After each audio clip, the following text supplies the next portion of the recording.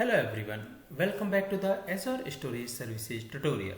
In this video, we will demonstrate Azure Table Storage.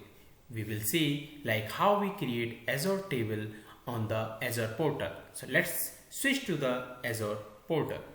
So here you can see I am on the Azure portal, and for creating a storage account, we know we have to go to the storage account, and this was the storage account which we created previously. So now let's click on this storage account, and here you can see under this data storage we have the tables. So when I will click on this table, so we will switch to a new window. Here we can see currently we are not having any table.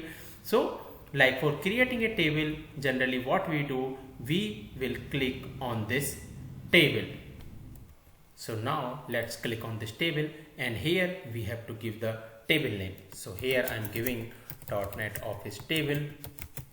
So now let's click on OK. So once I will click on the OK, we can see our table has created, and the URL we can see first it give us a storage account, then this is the fixed text, and then it take our the table name. Now if you will click on this three dotted button, you can see from here we can give the access policy, or even we can delete our table. Now if you will generally see, this is the table which we have created.